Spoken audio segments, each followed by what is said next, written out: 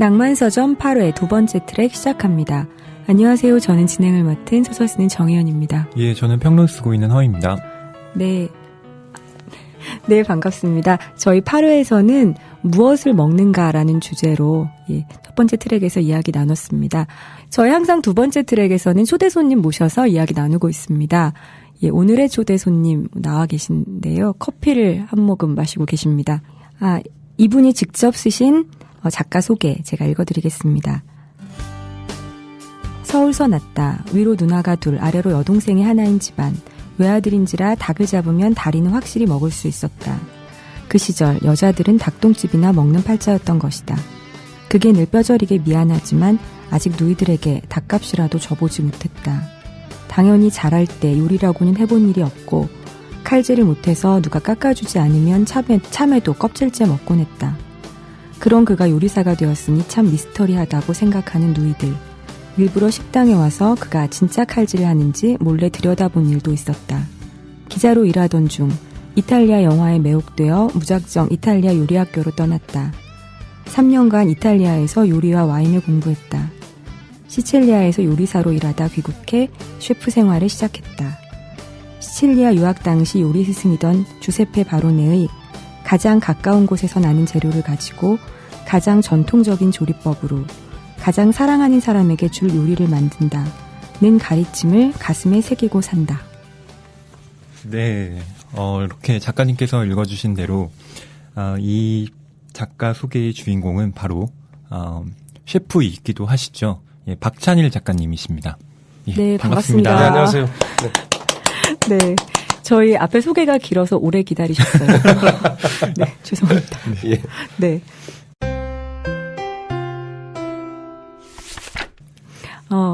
나와주셔서 감사합니다. 네. 예, 저희 낭만서점의 특징이자 참 부끄러운 점이기도 한데 저희 게스트에 대해서 출연료를 드리지 못하고 있잖아요. 네, 현금 대신 소정의 상품 기념품으로 드리고 있는데 주류로 드리고 있습니다. 정말 감사합니다, 작가님. 이렇게 힘든 저는 무료 봉사를 또 해주시고 출연료가 없으면 그 일을 안 해야 되는 게 원고료가 없으면 지면도 없다. 예, 그게 작가의 자존심이라고 생각하거든요. 네, 저도 그렇습니다. 네, 죄송해요. 그래서 정희연 선생이 진행하신다 그래서 제가 나와봤습니다. 네. 예. 끝나고 짜장면 사주시죠. 그럼요. 제가 탕수육까지 교보문고 법인카드로. 저희 낭만서점의 게스트는 거의 그 작가님의 인맥으로 구성이 되기 때문에 정희연 작가님이 계시지 않았더라면 그 인맥이 끊어지는 날 팟캐스트가 끝나는 거죠. 그렇죠. 무슨 출연료가 없기 때문에 연장이 안 될 것이다. 네. 네. 박찬일 작가님, 저희 청취자분들에게 인사 말씀 부탁드립니다. 네, 안녕하세요. 저는 낭만 요리사 박찬일입니다. 예, 그래서 오늘은 작가로 나왔는데요. 평소에 그 훌륭한 게스트들 때문에 채널을 고정하고 계시다 저 때문에 팟캐스트를 끄는 일이 있지 않을까 걱정이 되고 있습니다.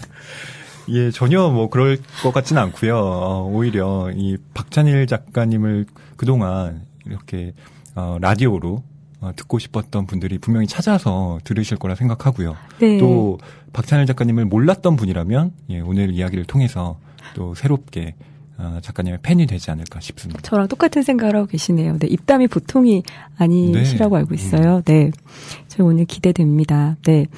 제가 그 박찬일 작가님과 개인적으로 많이 깊게 알지는 못하지만 일단 우리 패친이잖아요. 네. 페이스북 친구라는 거. 그다음에 이제 제 글 쓰는 친구들하고 또 절친이세요. 박찬일 작가님이. 절친한 후배들이 또 제 후배들과 이렇게 겹치는 부분이 있어서 그들을 따라서 이렇게 식당에 만나러 가면 박찬일 작가님이 계시는 요리하시는 곳인 경우도 있고 그래서 오랜 기간에 걸쳐서 어쩌다 한 번씩 주로 음식점에서 배웠고요. 네, 절친한 후배들이 겹친다 그랬는데 김중혁 씨 얘기하는 거죠? 백가음이나 민정 씨 이런 분들. 네. 대체로 좀 제정신이 아닌 작가님이 많이 등장하시는데 대체로. 네. 김중혁 씨는 심지어 자기 소설에 저를 이용해 먹고 저작 권료도 안 주고 있습니다. 그렇다고 하더라고요. 네. 소설 최근 근작 소설이죠. 최신작 소설인데 거기에 제가 대책 없는 그 욕쟁이 이탈리아 요리사로 시칠리아의 향기의 주방장 박찬일이라는 그들을 써서 저한테 허락을 받았다고 그랬는데 저는 취중이라 기억은 안 나고요. 네. 그 작가분들이랑 친하시잖아요. 네. 뭐 김중혁 작가라든지 또 김민정 시인이라든지 네. 뭐 배경옥 작가랑도 인연이 있는 걸로 알고 그러니까 그 있고요. 베스트셀러 작가님 아니에요? 네. 배경옥 씨도 각 작가들하고 사인이 꽤 있습니다. 잠시 후에 하나씩 네. 풀어드릴까요? 예, 기대됩니다. 여기서 폭로전으로 네. 대대적인 폭로전으로 나가는 쪽으로. 네. 그 인연들이 다 이렇게 어떻게 맺어왔는지도 궁금하기도 네. 하고요. 네. 그 인연 맨 앞으로 거슬러 올라가면 박찬일 작가님은 많이들 아시겠지만 중앙대학교 문예창작과를 다니셨어요. 네. 네, 그 사연이 있는데요. 네. 학교를 이제 다니긴 했습니다. 네. 네. 제가 그 학교에 대해서 참 가슴 아픈 일이 좀 많습니다. 왜냐하면 주례 선생님을 저희 주임 선생님을 모시고 주례 선생님 모셨는데요. 그 선생님이 주례를 하면서 이랬습니다. 주례를 하시면서 저는 신랑 박찬일 군을 강의실에서는 본 적이 없고 어떡해요. 맨날 복도에서만 만났던 기억이 있습니다. 아니 그래도 설사 그 복도에서 맨날 봤다고 하더라도 네. 주례사는 대체로 오죽하면 주례사 비평이란 말이 있습니다. 안 좋은 것도 좋다고 얘기해 줘요. 역시 작가는 작가구나. 우리 선생님 신상웅 선생님이십니다. 네. 그 선생님이 저의 실체에 대해서 폭로를 하는 바람에 처갓집에서 결혼을 취소하자고 저렇게 불성실한 남편한테 우리 딸을 줄 수 없다. 뭐 이런 일까지 있었습니다. 이게 실화입니다. 식장에서요? 예, 식장에서 주례사에서 그렇게 말씀하셨어요. 그러면 그때 학교 강의실 안 가고 주로 어디서 노셨어요? 막걸리집에 있었죠. 네, 역시 그때부터. 그 막걸리집에 방현석 씨 네. 이런 분들이 주로 앉아 있었습니다. 방현석 선생님하고 연배가 비슷하세요? 방재석 형이죠. 네. 뭐 한참 선배시고. 네, 네. 예. 그다음에 뭐 각 문인 및 문인 예비군 및 문인 친구들이 거기 네. 많았어요. 그때 안성이었죠. 예, 안성 네. 캠퍼스 제가 8학번입니다. 네. 그렇게 안 보이시는데 정말 8호 그렇게 감사합니다. 예. 제가 84년에 태어났는데요. 정말로. 네. 그렇게 보이지 않으시네요. 제가 원래는 84학번입니다. 재수를 했으니까. 네. 그 당시에 그러면 포백이 정도 됐을 때인가 보다. 그럼 84년도면. 포백이. 제가 대학 태아에. 들어갔을 때 남백이 그 뭐죠? 부르는 게 생물에서 이렇게 나눠지는 거. 예, 제가 11월생이니까. 네. 아니 그러면 아예 아직 존재조차 뭐 없다? 수정조차 되지 않았다. 수정 전이었구나. 우주 발생 전에. 야 정말 끔찍하다. 이런 분들하고 제가 이렇게 동시대에 살면서 얘기를 해야 된다는 게 제가 갑자기 늙은 사람이 돼버린 듯한. 반갑습니다. 어쨌든. 예, 별명은 앞으로 수정란. 수정란. 영광입니다. 예. 네. 저는, 문예창 작가 출신인 걸 잘 잊고 있다가, 최근은 아니지만, 이게 언제 나왔죠? 2012년인가요? 추억의 절반은 마시다? 네, 2012년에 출간됐습니다. 2012년에 출간된 이 노란 책, 추억의 절반은 마시다. 박찬일 셰프의 음식 에세이라는 부제가 붙은 이 책을 읽으면서, 맞다. 이분이 문창과 출신이셨지. 라고, 다시 한번 고개를 끄덕이게 됐어요. 네.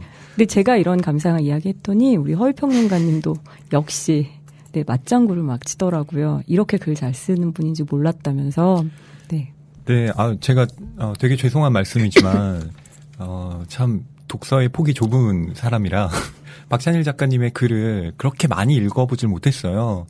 그래서 이제 박찬일 작가님이 오시기로 하셨고 그 책들을 이제 여러 가지를 찾아봤는데 제가 이렇게 예상하고 있던 수준을 훨씬 뛰어넘는 글의 수준인 거예요. 그러니까 본인은 어떤 프로 작가가 아니라고 또 뭐 말씀을 하기도 하시지만 제가 보기에는 어느 누구보다 뛰어난 특히 뭐 이런 에세이에 관련해서는 정말 훌륭한 에세이스트다라는 생각이 들었습니다. 네, 저는 제가 트위터를 뭐 열심히 하진 않는데 이 책 읽으면서 추억의 절반은 마시다는 제가 읽은 이런 류 에세이 중에 최고다 이렇게 썼어요. 같이 계시고요. 그랬더니 진짠데? 네, 저희 아무나 오시지 않습니다. 제목이 아주 좋아. 제목 직접 지으셨어요? 아닙니다. 그 푸른숲 마케팅 네. 담당 직원께서 지었는데 정말 잘 지었네요. 마음에 드세요? 예. 근데 저는 제목이 조금 이 문장은 되게 좋은 문장이긴 한데요. 딱 한 번에 와닿지가 않더라고요. 그래서 좀 더 명징한 제목이었으면 더 널리 읽히지 않았을까. 이런. 예를 들면 어떻게 그냥 지을까요? 그건 잘 모르겠는데요. 네. 명징. 뭔가 이렇게 더 잡히는 제목에서 왜냐하면 내용이 너무 더 좋기 때문에 제목보다 그런 생각을 했어요. 그러니까 이게 사실 이런 류의 보통 소설가나 시인들이 어떤 특정한 어떤 맛의 기억을 가진 음식들을 가지고 이런 에세이를 썼던 것들이 뭐 적진 않거든요. 떠오르는 것 책들만 해도 몇 권이 되는데 이거는 박찬일 작가님이 요리사라는 어떤 그런 점이 있으시기 때문에 어떤 프로페셔널한 그런 지식과 본인의 요리사로서의 경험과 그다음에 변두리에서 자라온 40대 한국인의 그 정서와 이런 것들이 정말 너무너무 잘 버무려진 거죠. 그래서 이거는 박찬일 셰프님밖에 쓸 수 없는 음식이 사회사적으로 발전하고 요동치는 시기를 제가 관통해 왔거든요. 그렇죠. 소위 말하는 불량식품이 공급되고 아이들이 군것질을 하고 그리고 아주 궁핍했던 시도 제가 좀 걸쳐 있고. 그래서 제 나이 때 뭐 외래 음식도 지금 많이 먹게 되고. 어떤 제가 잠깐 서울 변두리의 성장기를 가져온 어떤 남자의 이야기라는 말씀드렸는데요. 저는 이제 70년대생이긴 하지만 제 추억의 어떤 부분하고도 참 많이 겹쳐지면서 저는 계속 음식 공동체라는 그 단어를 제가 만들어서 계속 음식 공동체 이렇게 썼어요. 그래서 어떤 식의 추억을 공유한 사람들끼리는 되게 쉽게 그 이야기, 음식에 대한 이야기를 하면서 친구가 될 수 있겠다라는 생각도 했고요. 그렇죠. 이를테면 여러 사람들이 관계가 없는 사람들 같았는데 어떤 음식을 소재로 해서 급격히 가까워지는 걸 많이 봤어요. 같이 나눠 먹기도 하지만 떠올리는 것만으로도 이를테면 이런 거 들었어요. 예전에 40대 후반에 전주 사람들이 이렇게 있었어요. 그런데 서로 모르는 사람이에요. 근데 전주에 태국당 떡볶이 이러니까 급격히 좋아하면서 막 박수를 치고 난리가 난 거예요. 음식은 사람의 기억을 지배하고 그것이 추억을 끄집어내는 결정적인 단초가 되는 걸 알 수 있는데요. 그래서 제가 그걸 노리고 책을 썼는데 뭐 많이 팔리지는 않았습니다. 저희 오늘을 계기로 더 널리 읽혔으면 좋겠다는 생각이 듭니다. 뭐 추억의 절반은 맛이다는요. 제가 보기에는 3가지 정도가 겹쳐 있는 책입니다. 아까 말씀하셨지만 우선 추억이 들어가 있고요. 맛도 있습니다. 그리고 또 한 가지는 요리 레시피도 이 안에 간간히 소개가 되어 있습니다. 그래서 이걸 이렇게 직접 따라서 만들어보고 싶다는 생각도. 지면 원고를 좀 메꾸려고. 제가 레시피를 쓰면 하루에 책 2권씩 쓸 수 있거든요. 그렇죠. 왠지 진짜 될 것 같아요. 지글지글 볶는다, 넣는다. 그래서 진짜 책 2권 밤새 쓸 수 있습니다. 페이지를 때우기 위해서. 근데 이게 그렇게 지나치게 많이 들어가 있는 건 아니고 마치 어떤 양념처럼. 원래 엄청 넣었는데요. 편집자가 뺐어요. 우리 책 좀 팔자 그러면서. 예를 들어서요. 계란으로 요리하는 법이 있을 거 아니에요. 계란 후라이를 한다. 제가 계란 후라이 갖고 지금 2시간 동안 얘기할 수 있습니다. 다양한 계란 후라이, 계란 후라이의 역사, 계란 후라이를 먹을 때 사람의 마음가짐, 헤어진 사람을 생각하면서 먹는 후라이, 뭐 다양하게 후라이를 갖고도 할 수 있는 얘기 끝도 없이 있습니다. 예를 들면 돼지 기름으로 후라이 부쳐봤습니까? 아니요. 뭐 그런 얘기부터 시작을 해서 그다음에 양의 뇌수를 얹은 계란 후라이 메인 요리 이런 게 음식은 인간의 역사를 응축하잖아요. 그렇죠. 무슨 얘기를 하고 있는 거지? 어쨌든 페이지 때울 때는 레시피가 최고다. 그렇게 박찬일 작가님께서 보완하신 대로 그러한 다양한 인간의 제가 보기엔 미시적인 총체적 역사라고 생각해요. 그러니까 박찬일 작가님의 개인사가 들어가 있지만 실제로는 전 인류의 어떤 보편성이 이 안에 들어가 있다라고 해도 과히 틀린 말은 아니라는 생각도 들어요. 특히 한국인으로서는 더 뼈저리게 느낍니다. 저도 굉장히 공감이 되는 음식들이 많았고요. 사람에게 네가 먹는 걸 얘기해주면 너가 누군지 말해주마라는 게 이제 사바랭 프랑스의 생리학자이면서 뭐 음식에 대한 해박한 논리를 가졌던 분인데요. 그 얘기는 원래 계급을 알기 위해서 네. 나온 말이라고 하는데 근자에는 그것이 뭐 계급도 당연히 관통하기도 하겠죠. 예를 들어 정 선생님이 어떤 걸 먹고 자랐는가 또 요새 무엇을 먹는가를 보면 삶의 양태들을 그대로 추출이 가능한 그럼요. 거죠. 저도 제가 무엇을 먹고 자랐는가를 제가 쭉 이렇게 이 책에다 써보니까 저라는 사람이 어떻게 완성되었는가를 알 수 있어요. 네. 말하자면 저는 쫀득이하고 불량식품인 거예요. 그런 걸 먹고 자라서 네. 라면, 인스턴트 라면, 네.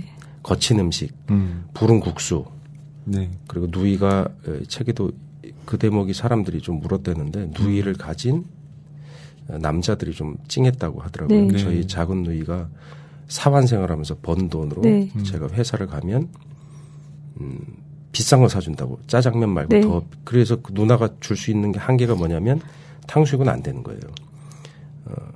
볶음밥. 볶음밥. 예. 그 볶음밥에 계란 후라이가 올라져 딱 네. 있었거든요. 네. 그렇게 제가 먹었던 음식은 저의 삶을 그대로 표현해 주기도 하고 네. 그것이 누이가 왜 그렇게 고난의 세월을 살아왔는가를 알 수 있는 거죠. 그 음식을 통해서. 네.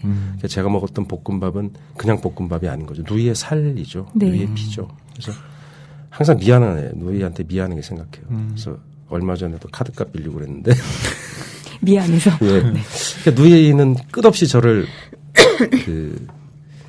슬프게 하는 존재죠. 누이는 제가 진정으로 슬픈 존재죠. 저도 누군가의 예. 누이거든요. 아, 근데 그렇군요. 네. 예. 남동생한테 네. 그런 거 있죠. 있는데 또 그 선생님의 누이처럼 그러지 못한 마음이 또 미안하네요. 그럼 책 네. 하시면요. 촉한 인쇄는 동생한테 주는 걸로. 여기 공헌을 한번 딱 하시고 예, 공개적으로. 저기 그 PD님 요거 저 편집하지 마시고 그대로 방송에 내보내서 성함이 어떻게 되십니까? 동생. 네. 근데 누나로서 남동생을 생각하면 뭘 못 해주더라도 그 짠한 마음이 그렇죠. 항상 마음이 있어요. 항상. 예. 그건 진짜 없는 사람은 모르는 어떤 짠함, 항상 미안함. 네. 그 왜 그렇죠? 생물학적으로 이유가 있을 것 같거든요. 제가 엄마 대신은 아니지만 어릴 때부터 약간 모성의 발동인가요? 아니요. 근데 그런 이데올로기로 조금 사회화돼서 그런 거일 수도 있고요. 학습돼서요? 그럴 수도 있을 것 있다고 같아요. 생각해요. 누이는 네. 동생들한테 잘해야 된다. 예, 엄마로부터 항상 너는 엄마 대신이다라고 뭐 제가 그 말을 잘 듣는 아이는 아니었지만 네, 뭐 그런 게 제 마음에서 나는 엄마 말을 듣지 못하고 얘를 이렇게 항상 방치하는 나쁜 누이구나 이런 게 좀 있는 것 같아요 제 안에도. 아, 지금 계속 죄책감이 있어요. 조금 있어요 항상. 네. 그거는 현금으로 푸시면 됩니다. 아주 간단합니다. 근데 제가 결혼 전엔 가끔 잘 풀었는데 저도 뭐 애가 둘이다 보니까 쉽지가 않네요. 예, 써야 될 상황이 있다 보니까. 예. 네, 동생이 주로 뒷전으로. 받아요 제가. 아. 네, 뭐 애들 선물 이런 거 왜 이렇게 됐지 얘기가. 네. 책에 대해서 조금 더 말씀을 드리자면 1부와 2부는 작가님의 인생 이야기가 요리와 함께 같이 쓰여져 있고요. 3부 같은 경우는 문학 작품에 나오는 어떤 대목들을 인용하시고 거기에 관련된 음식들을 또 소개하고 계십니다. 근데 뭐 1부나 2부나 3부나 전부 작가님께서 직접 체험하신 어떤 맛의 그 농밀한 기억들이 담겨 있기 때문에 저는 이 글을 읽으면서 정말 제가 그 음식을 맛보는 듯한 그런 착각에 빠지기도 했어요. 혀에 막 침이 고이셨네요. 네. 되게 이게 밤에 읽었거든요. 되게 사람 저도요. 미치게 만드는 이게 비만 글이기도 유발 했습니다. 책입니다. 예. 밤에 짜장면이 먹고 싶어가지고. 어머, 저는 네. 만두? 만두. 냉면? 인쇄된 먹방? 네, 그렇죠. 진짜, 요 며칠 동안 저도 힘들었습니다. 인상적이었던 게 아버지의 닭백숙인데요. 네네. 그 닭이 맛이 없다고 하신 부분, 닭은 닭맛으로 먹는 게 아니라고 하는데, 당연히 알고 있었거든요. 저도. 네. 근데 이렇게 딱 설명을 드리니까 바로 그거였어 하면서 진짜 고개를 끄덕이게 되더라고요. 예전에 아버지께서 이렇게 닭 요리하거나 잡아주시거나 이런 적 있습니까? 아니, 저는 도시에서 자랐기 때문에 그런 적은 없고요. 아주 가끔 이렇게 약간 술 한 잔은 아니지만 이렇게 하고 들어오시면서 영양센터 통닭, 네. 정기구이 통닭 네. 가끔, 예. 저는 지금도 생각이 나는데 그 아버지가 굉장히 기분이 좋으시거나 네. 아니면 공돈이 생겼거나 그쵸. 그러면 공돈이 생기셨을 때. 시멘트 포장지 같은 그 누런 봉지 누런 있죠? 봉지. 거기에 손잡이는 비닐로 돼 있고요. 안에 딱 보면 기름이 밖에 봉지에 싹 기름이 배어 있어요. 맞아요. 왜냐면 모르실 비닐로- 것 같아요. 안에는 비닐로 닭을 싸긴 쌌는데 네. 그 완벽하게 밀봉이 안 되니까 옆에 흐른 거. 기름이 흘러서. 네, 기름이 흘러서 배어 있는데 안에 탕 열면 네. 아삭아삭한 그 일본식 무 있잖아요. 네. 하얀 요즘도 무. 통닭집 가면 네, 나와요. 그거 나오고 전기구이에서 이렇게 좀 바짝 졸여진 닭이죠. 네. 기름이 다 빠진 닭. 그 껍질이 정말 기가 막힙니다. 진짜 맛있죠. 껍질을 쭉 벗기면 그 안 밑에 노란 기름이 싹 배어 있는데 예. 닭 씹으면 바삭바삭바삭한 게 정말 정말 그 전기구이 통닭은 원래 유럽에서 시작을 해서요. 일본으로 갔다가 예. 그 문화가 한국에 도입이 된 걸로 있습니다. 네. 그래서 전후에 한국에 소개가 된 닭 조리법인데요. 가장 우리나라에 오래된 집이 지금 50년 넘은 있습니다. 명동일까요? 네. 명동의 공공센터. 네네. 예. 아까 영양센터라고 그랬죠? 아, 네. 그러면 영양공공. 예, 이렇게 줄여서. 저희는 막 해도 됩니다. 네. 아, 그렇습니다. 네. 예. 칭찬하는 건데요. 네. 네, 그럼요. 네. 그 집이 지금도 있어요. 있죠. 가면, 네. 전기구이 통닭이요. 네. 그 잡숴 보셨어요? 저는 그 왜 차에서 이렇게 아, 예. 그런 비슷한 스타일. 돌리면서 이렇게 허 선생님 3마리 10,000원 뭐 이런 거. 연배가 적으셔서 호식이 2마리 치킨 이런 거 좋아하실 것 같은데 그냥 많이 주는 거. 예, 아니 저는 많이 주는 거 우선 좋아하고요. 요즘은 3마리 치킨도 나왔습니다. 네, 3마리 치킨. 그러다가는 4마리 치킨도 나올 것 같고. 한국은 왜 그렇게 치킨을 좋아하는 거죠? 한국 사람들? 한국 사람이 치킨을 좋아하는 건지 치킨집이 먼저 더 많이 생기는 건지는 좀 따져볼 필요가 있을 것 같아요. 달걀이 먼저냐. 심지어 그 사회사를 치킨의 사회사를 갖고 책을 한 권 쓰고 계시는 분이 계신데요. 그분 얘기를 들어보니 IMF가 굉장히 큰 영향을 줬고요. 맞아요. 네. 닭집이라도 해서 먹고 살아야 되는 배달 좋아하는 한국 문화. 네. 외국 가면은 피자 배달은 많아도 치킨 배달은 없거든요. 네. 그래서 그걸 보면 한국은 닭을 정말 좋아하는 것 같아요. 그게 소돼지가 비싸서 그런 거 아닌가요? 글쎄요. 돼지나 닭이나 근데 닭 맥주를 집에서 먹는 문화, 뭐 이런 거랑도 관련이 있을 것 같기도 하고요. 근데 저는 맨 처음에는 일단 닭집이 많아져서 그런 것 같아요. 마케팅도 더 많이 하고. 그렇죠. 네. 닭집은 왜 많이 생겼을까요? 그 대량 해고 사태? 그런 것과 그렇죠. 관련이 있고요. 예. 그 프랜차이즈들이 난리불하면서, 네. 저는 제 머릿속에 그런 치킨의 원조는 실명 말해도 되나? 림스 치킨이거든요. 그 집이 네. 그런 프라이드 치킨의 원조죠. 신세계백화점에 네. 지하에 식품부에 제일 먼저 들어갔다고 기억이 있습니다. 그래요. 그래서 몇 군데 있었는데 저희 반 친구 중에 한 명 어머니가 림스 치킨을 하셨어요. 그래서 얘 되게 유지였고 그 집에 그래서 저는 항상 그 닭집 딸이라는 그렇죠. 이미지가 좀 고급 음식이었어요. 네. 그 전에는 그 시장에서 잡던 그 엄마 따라 시장에 가면 이렇게 시장에서 닭집이 있었거든요. 그래서 네. 이렇게 해주는 닭을 생각하다가 그 친구가 가지고 온 그 림스 치킨을 먹어봤을 때 그 느낌을 잊지 못해요. 그때 저한테는 그게 저의 정근대와 근대가 갈리는 느낌 같은 것. 그렇죠. 네. 새로운 음식에 대한 이를테면 충격. 네, 예. 충격이고 어떤 것에 대한 동경을 처음 가지게 된 마음이기도 하고요. 그걸 우리 전 세대 사람들은 되게 짜장면 네. 같은 거, 또 우리 세대는 또 햄버거 그런 걸로 맞아요. 충격을 저도 받았죠. 네. 이런 음식이 있다니. 햄버거의 밀크쉐이크 저는 진짜 충격받았어요. 햄버거의 밀크쉐이크요. 네. 롯데리아. 우리 아버지 세대는 우리 아버지까지는 아니고 좀 아래 세대겠죠. 뭐 60대 분들은 도시 생활 안 하고 지역에 사신 분들이 처음 짜장면을 먹은 게 되게 뜻밖에도 군대 시절이래요. 그런 얘기를 좀 들었어요. 네. 그래서 군대. 휴가 나올 때 휴가 나와서 뭐 선임하사님이나 뭐 아니면 고참들이 예. 짜장면을 처음 사줬던 기억을 하시는 분이 꽤 많더라고요. 그때 처음 짜장면을 먹고 네. 그러니까 병영촌에서 먹은 거예요. 막 나와서 또는 외출 나와서 짜장면 먹고 그때 굉장히 놀랬다. 저도 짜장면을 굉장히 좋아하는데요. 예. 고등학교 때 짜장면 먹기 시합을 한 적이 있습니다. 그래서 제 친구의 송동석 군이라고 제 친구가 있는데 네.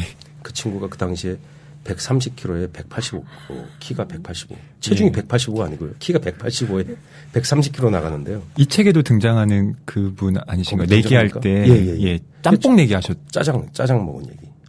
걔랑 짜장도 먹고 짬뽕도 온갖 드셨죠. 얘기를 다 맞아요. 했는데 네, 맞아요. 졌던 어쩔 수 없이. 걔가 짬뽕은 국물이다라고 말했던 그 친구죠. 네. 걔가 신촌에서 짜장 먹길 얘기를 하는데요. 걔가 3그릇 반인가 아마 먹었어요. 제가 2그릇 반, 곱빼기로요. 보통이 아니에요. 근데 왜 반이냐면 제가 2그릇 반째 먹다가 토했습니다. 이 빨리 먹어야 되니까 토한 거예요. 제가 진 거예요. 토하면 지는 거거든요. 싸움은 코피나면 지는 건데 먹방은 먹기 대회는 토하면 지는 거예요. 근데 그놈이 그 남은 반 그릇을 먹어치운 거예요. 완전히 저를 기를 눌러버린 거죠. 나중에 제가 야, 너 정말 그거 좋아서 먹었냐? 나이 들어서 물어봤어요. 그랬더니 먹고 싶지 않았대요. 너를 완전히 죽여버리려고. 다시는 먹기 내기 나 같은 거 하지 말자. 그래서 기를 죽이려고. 짬뽕 국물에다 그 얘기 좀 더 하면 되게 재밌는 얘기 많은데. 네.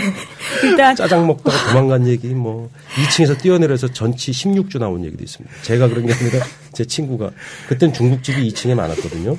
그러니까 간간히 이렇게 말씀을 하셨지만 정말 어떤 얘기를 탁 하면 그와 관련된 에피소드가 줄줄이 마치 사탕이 엮여 나오듯 나오시는 걸 보고 정말 막 살았다는 얘기죠. 아니요. 그건 아니고요. 네. 그리고 이렇게 말씀하시면 음식이 음식을 불러오거든요. 기억을 불러오듯이 그렇게 음식이 고리로 연결되어서 쭉 나오시고 그건 작가님이 살아오신 삶의 이력이 쭉 이렇게 전개가 되는 거죠. 네. 네. 이것도 되게 재밌네요. 네. 그러니까 저는 작가님의 책을 읽으면서 잃어버린 시간을 찾아서에서 주인공이 그 마들렌을 먹으면서 과거의 시간으로 빠져들게 되잖아요. 그러니까 어떤 음식을 딱 봤을 때 물론 먹고 싶다라는 생각이 1차적으로 들게 마련이지만 작가님의 경우에는 그것이 단순히 어떤 식욕의 차원을 넘어서서 다시 유년의 시절이나 혹은 그 이전의 시간으로 거슬러 올라가는 그런 촉매제 역할을 또 하는 것 같아서. 그렇죠. 누구나 그렇지 않습니까? 그 음식을 보면 자기 삶의 기억 속으로 다시 빨려 들어가게 되고. 네. 그래서 음식은 칼로리로 존재하는 것이죠. 맛과 칼로리지만 곧 인간과 동일하다. 그렇게 또 사람들이 얘기를 하는 거겠죠. 네. 네. 우리는 인생 앞에 놓인 수많은 맛의 강물을 건넌다라고 말씀을 하셨어요. 이 책에서 저는 그 부분이 되게 와닿더라고요. 네. 그래서 맛이 어떤 삶의 희노애락으로 바뀌어지는 그런 순간들이 있는 것 같아요. 그래서 저는 아까 닭이라는 키워드를 던졌고요. 네. 예. 허위평론가님은 어떤 음식이 생각나세요? 이 책 안에서? 네. 예, 저는, 국수 생각났어요. 저도요. 네. 좋아요. 국수 엄청 좋아하신다고 하셨잖아요. 그래서 국수 요리사가 되신 것 같다고도 네, 하셨는데. 그렇죠. 예. 네. 국수를 정말 좋아했어요. 그 어머니가 해주신 국수. 그 여름이면 이 찬물에다 오이 냉국 해갖고 우물물 그 펌프물 길어서 거기다 막 헹궈가지고 그 장면이 생생히 생각이 나고 겨울 되면 이제 따뜻한 우리가 보통 잔치국수라고 그러죠. 네. 어머니 우리 때 그냥 물국수라 그랬는데 물국수 또 어쩔 때는 비빔국수 계란 얹어주면 그날은 특식인 거죠. 네. 또 뭐가 있을까요? 국수. 국수는 참 문명의 음식이잖아요, 사실. 네. 국수 이전에는 밀가루로 해먹는 게 죽이었대요, 죽. 이렇게 빠서. 네네. 국수라는 건 그 국수 밀가루 글루텐을 이해하게 되는 거니까 상당히 나중에 나온 거죠. 예. 이육정 PD가 누들로드라는 네, 누들로드. 방송 책으로도 나왔었죠. 국수는 그래서 문명사에서 보면 국수야말로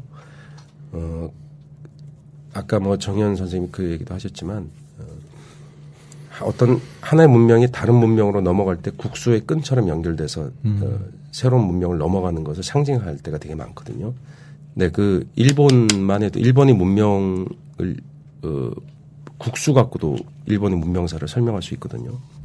예를 들면 메밀국수가 일본에서 아주 유명하잖아요. 소바라는 게. 그게 이 한반도에서 만드는 법이 건너갔다는 게 정설인데 그것이 국수만 가져간 게 아니라 국수와 함께 이를테면 중국의 여러 가지 사상들, 한자, 그다음에 우리 한반도에 있었던 여러 가지 기술들, 그리고 그런 고급 문명이 같이 넘어갔잖아요. 그래서 메밀국수는 원진 스님이라고 하는 우리 땅에서 건너간 스님이 전해준 거로 이렇게 돼 있는데 단순히 국수만 넘어간 것이 아닌 거죠. 예를 들면 인스턴트 라면을 우리가 알게 된 것은 우리가 새로운 문명에 진입했다는 걸 상징하잖아요. 네. 그래서 안도 모모코 씨가 58년도에 일본에서 중국 라면을 보고 거기서 착안해서 인스턴트화 시켰잖아요. 예. 그게 한국에 건너옴으로 해서 한국은 한국 먹거리의 첫 번째 키워드는요. 60년대 이후는 사실 라면인 거죠. 라면입니다. 넓게 보면 국수. 우리는 국수와 분식으로 거의 네. 살았잖아요. 분식 장려하던 그렇죠. 네. 세대. 최진실 씨가 오죽하면 그 자서전에 썼죠. 네. 수제비랑 칼국수는 죽어도 먹기 싫다고 네. 그랬던 얘기가 기억이 납니다. 그때는 분식으로 우리가 연명하던 시절도 있었고 국수처럼 그래 지금 아이들의 국수는 또 새로운 문명을 알린 신호탄인 네. 것 같아요. 그 스파게티라는 건 풍요의 시대를 상징하잖아요. 네. 네. 그래서 국수야말로 가장 놀라운 음식. 국수에 대해서만도 제가 책을 한 권 쓴 게 있습니다. 보통날의 파스타. 네. 네. 파스타 요리사시잖아요. 그렇죠. 이탈리아에서 유학을 하고 오셨고 파스타에 대해서도 또 길게 말씀해 주실 수 있을 것 같아요. 한국에 들어와서 파스타가 고생하고 있다고 생각하시나요? 뭐 하나의 문명이 다른 지역으로 건너가면 그 현지화되는 건 당연한 거죠. 네. 그건 어쩔 수 없는 거라고 생각합니다. 그래서 제 이태리 친구가 한국에서 크림 스파게티 먹는 걸 보고 왜 스프에 면을 넣어서 먹느냐고 그 친구가 물어봐서 제가 네. 설명하느라고 애를 먹었지만 네네. 역시 한국은 국물이죠. 걸쭉하게 해서 울면식으로. 진짜 네. 한국 사람들이 국물을 좋아해서. 네. 해장으로 그 얼큰한 파스타 하시는 분들도 네. 꽤 네. 되더라고요. 그 오피스타운에 가면요. 예. 여의도, 을지로 이런 데 네. 거기도 파스타 식당들이 네. 있잖아요. 반드시 얼큰한 뚝배기 짬뽕 파스타를 해야 맞아요. 됩니다. 왜냐하면 부서별로 가잖아요. 네. 그러면 어제 약주 마신 김 부장님, 오 차장님은 절대 크림 스파게티 못 먹거든요. 그럼요. 여직원들이야 좋아하죠. 근데 이 남직원들은 그걸 어제 술 좀 했겠다. 속이 드글드글 끓는데 그 먹으러 가자니 또 안 먹으러 가면 속 좁은 상사들이 가긴 갑니다. 그래서 이렇게 인상 팍 쓰고 있는 거예요. 그러니까 거기서 개발된 게 짬뽕 뚝배기 네. 파스타. 꽃게 같은 거 들어있고. 해장 네. 마시고. 네. 얼큰하게 해서 했죠. 진짜 해장 또 되더라고요. 해장되죠. 작가님도 좋아하시나요? 예, 좋아하는 편입니다. 아니, 그러니까 평소에는 안 먹고요. 진짜 과음한 다음 날 저도 어쩔 수 없이 파스타집에 약속이 있어서 갔는데 점심에 진짜 이렇게 미간을 찌푸리면서 뭘 먹어야 돼. 뭐 모시조개가 들어간 걸 먹어야 되나? 막 이렇게 하고 있는데 그게 보여서 한번 속는 셈 치고 시켜봤어요. 그랬더니 진짜 꽤 효과가 있었어요. 네. 근데 해장 까르보나라보다는 어떻게 한국 사람은 어제 술을 먹었으면 위가 염증이 정말 부어 있는 상태거든요. 아, 그래요? 당연하죠. 그 술을 몸에다 집어넣었으니 알코올은 위를 공격하잖아요. 네. 자, 그래서 부어 있어요. 되게. 이거는 지금 배가 나온 거고요. 저는 위가 부은 건 아니고요. 배가 나온 거예요. 부어 있고 상처 받았는데, 그러니까 상처 받은 손에 소금 뿌리는 거죠. 매운 음식, 뜨거운 걸 그걸 왜 좋아하냐고 한국 사람들이 이상하게. 왜 그게 먹어야 해장이 되죠? 왜 그럴까요? 그거 궁금해요. 의학적으로 그게 논리는 없죠, 일단. 그렇죠. 근데 자학 심리 같은 건 있죠. 사람이 그러니까 저는 그거밖에 없어요. 자학을 해서 오히려 도파민이 나오는 것밖에 없잖아요. 그 오히려 괴로움을 통증은 도파민을 유발하기도 하잖아요. 네. 쥐어뜯는 거, 자기 살을 쥐어뜯으면 오히려 그러니까 메아culpa 뭐 내 탓이하고 네. 이 순례단 옛날에 있었잖아요. 그게 통증의 개념으로 보면 못하죠. 자기를 채찍질하고 막 가시를 찌르고 그걸 어떻게 합니까? 그런데 그게 일정 시기가 지나면 쾌감이 오는 거죠. 일종의 자학의 오르가즘 같은 거군요. 근데 작가님 너무 진지하게 말씀하시니까 진짜 저 너무 진지하게 받았어요. 네, 너무 자학의 오르가즘. 진지하게. 네. 아니 진짜 그런가 싶은데요. 저는 또 관련해서 또 나중에 여쭤보고 싶었는데 그 한국인들한테 그 얼큰하고 뜨겁고 이런 맛이 진짜 뭘까요? 그러니까 그것이말로 자학의 맛인 것 같아요. 어릴 때부터 익숙해진 그렇죠. 맛이 아닐까 어릴 싶기도 때부터 한데. 그렇게 어머니가 음식 솜씨가 없으니까 뜨겁게 야 뜨거울 때 먹어. 그래서 그쵸. 예, 후각을 마비시키는 방법이 아니었나. 일리 우리 있네요. 어머니가 주로 쓰시던 방법이구나. 그러고 보니까 네. 그렇게 근데 유독 지금 젊은 세대들로 갈수록 그 매운맛에 네. 어떤 그 특정한 보편적인 매운맛에 되게 많이 길들여져 있다는 생각을 요즘에 외식 산업을 보면서 저는 하거든요. 네, 매운 게 자극이 굉장히 강하니까. 네. 저 정말 궁금했거든요. 그러니까 불닭이나 이런 뭐 요즘 네. 떡볶이들도 굉장히 맵고요. 근데 그런 거 일부러 찾아가서 먹는 사람들은 뭘까 막 줄 서서 기다리면서 먹는데 예, 그분들 삶이 고통스러워서 잊고자 하는 거예요. 네. 본인이 그걸 그렇게 먹는 사람들이 스스로 그것을 인지하지는 않지만 네. 자기도 모르게 발길이 글로 가는 거죠. 그래서 그 순간만큼은 삶의 힘든 걸 잊고자 하는 게 아닌가. 네, 집단적으로 우리가 우울한 시대를 살고 있나 봐요. 매운맛은 원래 통각이잖아요. 그렇죠. 그러니까 혀를 맛이 아닌 거죠. 마비시키는. 마비시키는 건데 그것을 통해서 일종의 또 쾌감을 얻는다는 점에서 고통으로 현실의 고통을 다시 극복하려는 극복? 극복이죠. 일종의 도피? 그것도 좀 극복인가? 안쓰러운 마음도 들고요. 근데 네. 그 극복이라는 게 완전히 뭐 새롭게 다시 바뀐다는 것이 아니라 잠시나마 네. 극복하는 걸 수도 있겠죠. 네, 그 면 얘기에서 이렇게 얘기가 왔는데요. 국수 얘기와 함께 저는 냉면 43페이지에 제가 막 줄 쫙 쳤는데요. 냉면도 되게 기억에 많이 남아요. 냉면에 대한 챕터도. 근데 냉면 어머니 시장통 그 여름 늦여름에 네. 농익은 과일 냄새 햇살 네. 뭐 제가 생각나는 그런 거 천막 네. 엄마 치맛꼬리 그 들어가면 그 억센 이북 사투리 노인들을 아주 그 억세거든요. 이북 분들이 아주 거칠고 거기 앉아서 떡 그 배적삼 같은 거 입고 앉아 계세요. 근데 그때 그 연세가 아마 50, 60 정도. 지금은 실향민 그러면 보통 80 그쵸. 넘으신 분들이 많거든요. 그때 뭐 4, 50대도 노인이었으니까 그런 장면들. 야, 국물 더 달라오. 그 소리도 생각나요. 네. 이북 분들이죠. 평안도 쪽 사람들 사투리. 예, 저도 냉면, 평양냉면 되게 좋아하는 편이라 이거 보면서 밤에 읽는데 진짜 침 꿀깍꿀깍 삼키면서 네, 그렇게 읽었어요. 근데 되게 인상적이었던 게 그때 어머니 따라서 유년기 시절에 가셨던 네, 그 냉면집 이야기를 많이 쓰셨는데요. 어머니를 최근에 모시고 다시 가셨는데 어머니가 이렇게 말씀하셨대요. 그때 이 집 참 컸는데 너희는 참 작았고 네. 우리 꼬맹이들이 이렇게 앉아서 엄마가 냉면 가위로 잘라주고 원래 네. 평양냉면 안 자르는데 애기들이니까 잘라줬던 기억들 나고요. 아 옛날 생각하니까 마음이 짠해지네요. 어머니가 그 냉면집이 남대문 시장통에 있는 부원면옥이라고 네. 아주 오래된 집이에요. 50몇 년도에 생겼는데 그 집에 어머니가 이제 어쩌면 내후년쯤엔 못 가실 거예요. 왜냐하면 2층에 있어요. 아, 그래요. 그럼 가파른 2층인데 네. 무릎이 이제 노인이 네. 안 좋아지셔서 아마 오르내리지 못하면 그 냉면 못 드시는 거죠. 제가 사가지고 가야 되는. 네, 그래도 이동하는 동안 어쩌면 그 맛이 아닐 수도 아니겠죠. 있잖아요. 그러니까 어머니의 삶은 그 냉면집에서 삶이 이렇게 한 고비가 그 냉면집을 가실 수 없느냐로도 볼 수 있는 거죠. 그러니까 마음이 더 아파지네요. 네, 어머니가 오래오래 가셨으면 좋겠어요. 네.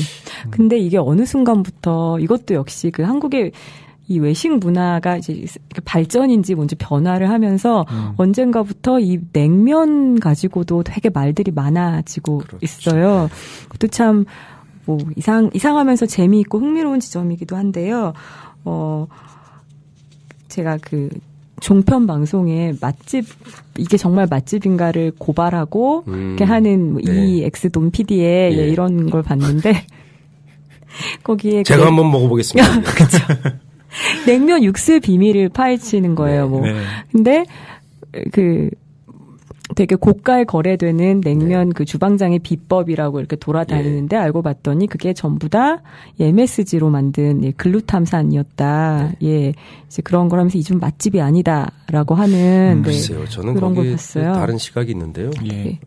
그것을 써서 우리가 먹고 행복했다는 거잖아요. 네. 맛있고 행복했다 그러면 그것은 그것 자체로 의미가 있는 거라고 생각해요. 네. 뭐 MSG가 좋으냐 나쁘냐 그건 또 이화학적인 문제여서 그렇죠. 다른 측면이 있겠지만 그것이 뭐 예를 들어 폭리를 취했다 뭐 이러면 또 얘기가 있을 수 있겠죠. 그러나 어떤 물질의 가치는 우리가 생각한 것처럼 원가가 얼마에 되고 그런 논리적으로 움직이지는 않거든요. 네.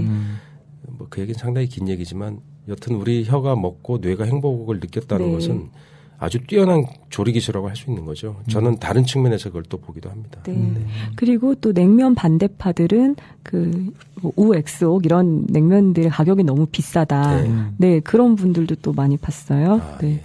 그런. 그렇죠. 네. 뭐 그렇게 비싸냐. 비싼가요? 근데 저는 그 다른 측면에서 네. 또 보는데요. 제가 파는 파스타는 2만 원이거든요. 네. 아, 그렇죠. 냉면 진짜. 한 그릇에 12,000원이 비싸다 네. 그러면 또 다른 우리 음식을 약간 홀대하는 느낌도 있는 거죠. 네. 그렇다고 물론 제가 2만 원 팔아서 뭐 돈 벌지는 못하지만 그것도 나름대로 구성하는 요소가 있거든요. 네. 근데 냉면 12,000원인 이유는 있습니다. 아. 그래서 예를 들면 우레옥이 12,000원 받고 봉피향도 12,000원인데요. 네. 그렇게 받아서 그분들이 뭐 빌딩 올렸다는 얘기는 못 들었어요. 그것이 그 가치를 사람들이 조응해서 사 먹는 거잖아요. 네. 그러면 가격이 내려 8,000원 받아라. 그러면 그야말로 이렇게 만들어진 육수로 네. 저가 육수로 해야 되는 거죠. 그분들 실제 만드는 거 보면 제가 주방에 가봤는데 좋은 재료 정말 씁니다. 네. 그리고 위생 상태도 좋고 우리가 한국 음식점, 역사적인 음식점에 대해서 좀 더 우리가 애정을 가질 필요는 네. 있는 거죠. 물론 무판적으로 해야 된다는 얘기는 아닌데요. 그 얘기하니까 또 생각나는 게 제가 냉면을 보는 다른 측면을 자꾸 보게 돼요. 냉면이 네. 맛이 있다, 뭐 이 냉면은 어떻게 어디 식이고 뭐 이런 계보를 읊고 뭐 그쵸? 이렇게 하는 네. 것도 재밌는데 또 다른 걸 보게 되면 예를 들어서 오장동 함흥냉면이라고 50몇 년도에 생긴 집이 있습니다. 네. 그 집도 아주 오래됐죠. 그 집을 가서 이렇게 홀에 가서 어떤 사람과 같이 일행이 있으면 못 보게 되는데 혼자 가서 보면 이렇게 주변을 둘레둘레 보게 되잖아요. 하나의 풍경이 뭐냐면 거의 임종 음식 드시러 오시는 분들이 있어요. 거의 1층이고 예. 네. 한 90 넘은 할머니가 거의 엎혀서 옵니다. 네. 그 냉면 한 그릇 먹고 싶다고 하신 거죠. 네. 아, 행복해요. 그 할머니가 그거 드시면서 또 모시고 온 손자, 며느리, 아들들을 다 행복해요. 그 삶의 마지막 음식이 될 수도 있는 예. 머지않아 이제 우리 삶을 정리하고 다른 생으로 가실 분들인데 그게 너무나 멋지게 보여요. 또 하나는 냉면을 이렇게 시키는 나오는 창구가 있잖아요. 주방에서. 네. 거기 서 계신 분이 머리가 허예요. 거기서만 30몇 년 하신 거예요. 네. 그 홀 직원으로. 근데 마이크를 딱 잡고 있어요. 그러니까 한번 보세요. 그래서 네. 그 소리가 무슨 그 방언처럼 들립니다. 네. 한번 냉면, 뭔지 알 것 같아요. 섞이면서 일반식 이렇게 얘기하거든요. 정말 멋있어요. 손님이 밀어닥치면 계속 주방에 콜을 하는 거예요. 그쪽 말로 오다. 네, 오더죠. 영어로 오더를 계속 넣으면 그걸 착착착 맞춰서 내는 들으면서 그 수없이 쏟아지는 오더에 주방 안에서 호응하는 것도 멋지고 네. 그게 나오면 착착 맞는지 전표랑 비교해서 나름대로 지시를 하거든요. 네. 그래서 계속 불러요. 3번, 5번, 3번, 5번. 와, 그건 정말 환상적이에요. 네. 그게 진짜 생활의 달인이구나. 네. 진짜 그 아름다운 장면이 광경인 것 같아요. 다른 장면에 보면 우레옥에 가면요. 네. 예. 중구서에서 각근세 1위가 있습니다. 50몇 년 동안 그 61년도 화폐 개혁할 때 입사하셔갖고 지금까지 계시는 분이 있거든요. 예. 전무님인데 82살인가 그러세요. 네. 근데 거기 직원이에요. 관계자가 아니에요. 네. 직원이에요. 그냥 혈족이 아니십니다. 월급 받는. 예. 근데 저는 거기서 첫 번째 놀란 게 우레옥 사장님이 그분한테 50몇 년 동안 82세인데 은퇴를 안 시키고 월급을 주고 있다는 사실. 네. 첫 번째 놀랐어요. 네. 그건 우리 상상도 할 수 없는 일 아닙니까? 네. 그렇죠. 보통 뭐 50몇 세 은퇴하거나 길어야 61세 아니에요. 예. 근데 월급을 계속 곽근세를 내고 있는 거예요. 그게 첫 번째 놀라웠고 그분이 지팡이를 짚고 있으셔야 돼요. 이제 관절 같은 게 안 좋으셔서. 네. 근데 11시 반이 딱 되면 손님들 맞으러 지팡이 딱 짚고 홀 앞에 딱 서 있어요. 와, 그 무서운 직업의식. 저는 이제 그런 게 보이는 거예요. 네. 그걸 보면 냉면 맛이 남달라집니다. 저는 뭐 이 책에서 정말 밑줄 친 구절들이 많았는데요. 그 중에서 짜장면에 관련된 부분을 좀 소개하도록 하겠습니다. 저는 이 문장을 읽으면서, 먹는 일이란 얼마나 위대한 것인지라는 이 글의 제목이 붙어 있는데 정말, 절절하게 통감을 했습니다. 예, 읽어볼게요. 점심시간이 조금 지난 오후 1-2시가 좋겠다. 외근 나온 영업사원이나 환경미화원이나 막 노동자 같은 혼자서 식사를 해야 하는 사람들이 그 시간에 중국집에 깃든다. 건강한 육체 노동자들의 왕성한 식사 현장을 훔쳐보는 것이다. 대개 그들은 곱빼기를 시킨다. 속으로 조용히 읽어보시라. 곱빼기, 이말에 복이 쓰라. 짜장면을 양껏 젓가락으로 말아 올려 입가에 소스를 묻히며 후루룩 소리도 요란하게 한 다발의 짜장면을 넘기는 장면. 나는 거기서 생명의 힘을 느낀다. 우리가 뭘 먹는다는 행위는 진정 숭고한 것임을 깨닫게 한다. 네, 이 부분에서 저는 그러니까 음식이라는 게 왜 인간에게 중요한가?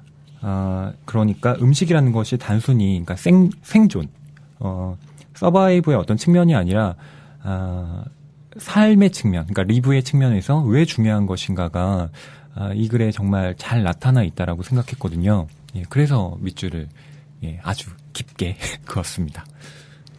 네, 중간중간 그런 성찰들이 정말 네, 잘 드러나 있어요. 네. 그러니까 제가 그 쓸데없는 생각을 많이 했는데 짜장면 집 가면 짜장면을 맛있게 먹어야지 왜 그런 걸 쳐다보고 있어요.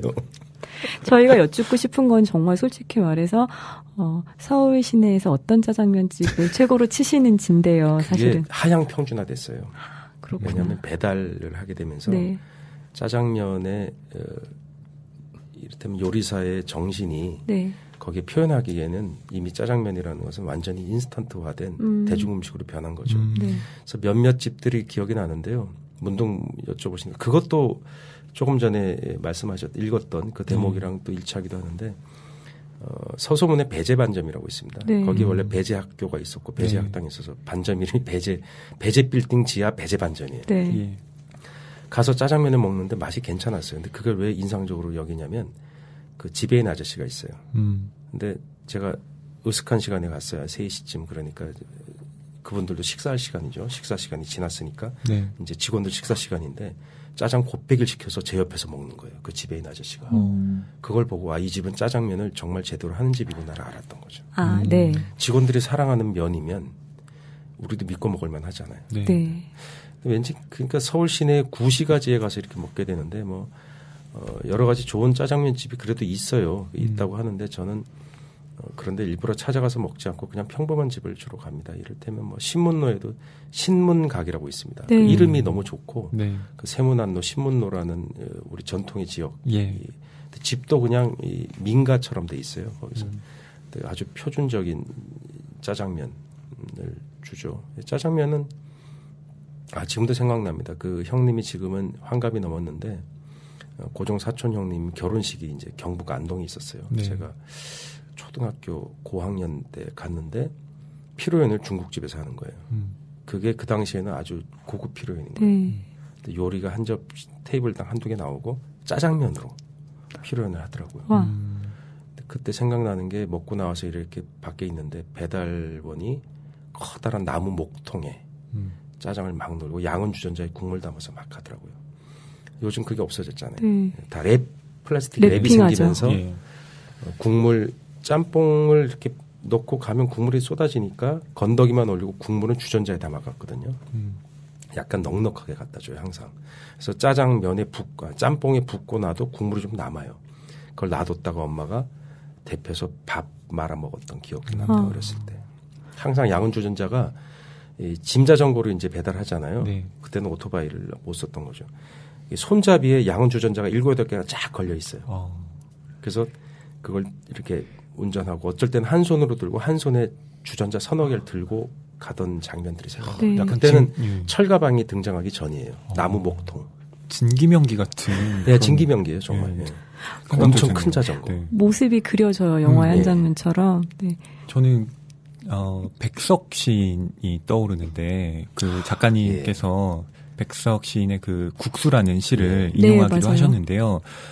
백석 시의 특징이 그 자신의 그 이북이죠. 그 네. 고향 음식을 정말 네. 많이 시어로서 등장시키는데 백석 씨가 이제 처음에 나왔을 때 그 당시에 이제 식민지 시기 비평가들이 물론 이렇게 옹호하는 쪽도 있었지만 대부분 비판적이었어요. 그랬을 것 같아요. 예, 왜 이런 시를 뜬금없이, 그러니까 그렇지. 영문학을 공부했다는 사람이 네. 왜 이렇게 방언을 쓰며 네. 뭐 음식 얘기만 줄창하고 앉아 있느냐, 이거 되게 퇴행적인 어떤 네. 시 맞아, 아니냐라고, 그렇게 봤을 것 같아요. 예, 특히 카프 비평가들이 그렇게 많이 비난을 하기도 했는데요. 요즘엔 이제 다른 해석을 하기도 해요. 그러니까 당시에 어떤 제국 일본에 의해서 지배를 받고 있던 시절에 자신의 어떤 유년 그리고 고향이라는 곳에 집중함으로써 로컬로서 어떤 상상의 공동체를 만들어낸다는 거예요. 그러니까 단순히 그 음식이 소재적인 측면으로만 기능하는 것이 아니라 네. 그것이야말로 아까 작가님께서 말씀하셨던 음식 공동체, 더 나아가 지역 공동체를 만들므로써 새로운 어떤 유대를 만들어낸다는 거죠. 그러니까 백석이 단순히 그렇게 뭐 새말적인 그런 감각에만 집중하는 시인이 아니라 뭐 윤동주나 한용운처럼 그렇게 다른 측면의 저항 시인으로서 또 읽힐 만한 측면도 있다는 점에서 음식이 갖고 있는 힘이라는 것이 훨씬 더 이렇게 좀 폭넓게 해석될 수 있는 부분도 있다. 예, 그런 생각이 좀 들었어요. 그 말씀에 되게 일견 공감을 하지만 백석은 본인이 저항 시인이라는 말로 이 호명되면 왠지 후스라쳐 그렇죠, 놀라면 그렇죠, 싫어할 그렇죠. 것 같아요. 음식은 저항의 민족적 저항을 상징하죠. 그러니까 이를테면 이스라엘 사람들이 베이글을 뭐 차가운 베이글을 먹으면서 저희 민족의 이산에 대해서 끊임없이 스스로를 자경하는 일들이 늘 있었고요. 그래서 지금이 자기네 나라를 세웠다고 하는 지금도 계속 그 음식을 즐기고 있죠. 그러면서 그 사람들이 그걸 느끼지는 않겠지만 항상 상징으로 등장하죠. 핍박받는 민족의 상징. 우리는 뭘까요? 그런 음식이. 뭘까요? 이북 실향민들은 냉면이고요. 냉면이고 그렇죠? 네, 냉면. 짜장면도 조금 짜장면. 그럴 수 있을 것 같아요. 짜장면은 대체로 우리의 기억에서 상징으로 작용하는 건 행복이잖아요. 행복. 네. 예. 행복이지만 가난한 행복이고요. 그렇죠. 요즘 젊은 시절이네요. 세대한테는 치킨인 것 같기도 해요. 왜냐하면 얼마 전에 대학생들이 쓴 단편을 한 번에 많이 볼 기회가 있었는데요. 그때 보니까 아버지가 치킨집을 하다가 망해서 거기서 일어나는 일들에 대한 소설도 꽤 많았고요. 딴 얘기지만 요즘 학생들도 소설 씁니까? 꽤 많더라고요. 네. 오히려 더 많이 써요. 왜 그럴까요? 소설이요? 네. 약간 예전에는 그러니까 소설이 갖고 있는 위상 자체가 좀 달랐던 것 같아요. 그러니까 일종의 사회 변혁의 기제로서 생각하는 측면도 분명히 있었고, 그러니까 문학을 한다는 것이 일종의 정치적인 행위로 많이 이렇게 받아들여졌던 측면도 있었는데, 지금은 좀 그렇다기보다는 자신이 할 수 있는 이야기, 그러니까 뭔가 말을 하고 싶고 표현을 하고 싶은데 그것을 할 수 있는 것이 물론 뭐 트위터나 페이스북이나 이런 통로도 분명히 있지만 그것으로는 충족될 수 없는 나의 이야기를 하고 싶다라는 어떤 욕망들이 부글부글 끓고 있고 그것이 이제 뭐 소설이라는 이야기를 가진 구체성의 형태로 많이 또 나타나고 있는 것 같아요. 할 말이 많은 세대인가요? 그래서 그런데 그 할 말들이 경험이 다채롭거나 그렇진 않아요. 그래서 되게 어떻게 패턴화된 방식으로 나타내는 거는 분명한 것 같아요. 그런 시간에 밀주 먹어봐야 돼요. 살펴피해서 소외를 느껴봐야. 근데 이제 경험이라는 측면에서 좀 아무래도 그렇죠. 젊은 세대들은 좀 예전에 비해서 많이 수능되었다는 느낌은 들어요. 그러니까 뭐 저 같은 경우도 대부분 그러니까 어떤 대학이라는 제도 자체를 의심하지 않고 고등학교를 졸업해서 대학에 대부분 가는 세대고 이제 대학에 와서야 우리가 지금 무엇을 하고 있지? 라는 생각으로 이제 나는 대학을 거부한다 같은 그런 선언들이 이제 나오기 시작하는 건데 그렇다고 해서 젊은 세대들이 꼭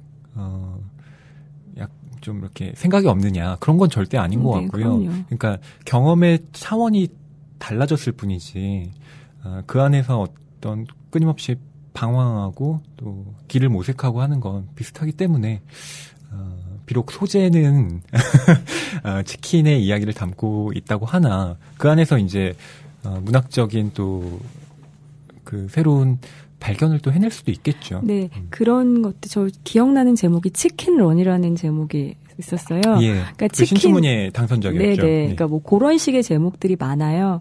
그러니까 그냥 치킨이 정말 소재로 쓰이는 게 아니라 치킨에게 어떤 그렇죠. 작은 해방의 의미를 주로 주면서 끝나죠. 그렇죠. 네. 그러면서 그것이 그들의 삶에 그것이 삶의 고통을 충족시켜주는 그러니까 네. 그런 음식은 또 아니에요. 전적으로. 그쵸. 그래서 임시적인 방편으로 네. 그것이 존재한다. 그걸 먹으면서 잠시 네, 해방감을 네. 맛본다 정도밖에 안 된다. 그리고 치킨과 자기를 동일시하기도 많이 하는 것 같아요. 이렇게 토막 내어져서 이렇게 불에 튀겨진 튀겨져서. 치킨. 네. 그 그래서 프랜차이즈화된 인스턴트화돼서. 치킨. 네.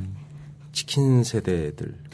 치킨 세대라고 하니까 참 갑자기 되게 슬퍼지네요. 네, 근데 저도. 이 치킨 산업이 이렇게 활성화된 게 저 2002년 월드컵이 기점이었던 것 같기도 한데요. 네, 그것도 영향을 줬겠죠. 많이 줬죠. 뭔가 네. 프로스포츠를 이렇게 관람을 하면서 시켜서 먹고 예, 그냥 저거나 재밌게 보고 이거나 먹고 떨어져라 뭐 이런 어떤 음모가 있나요?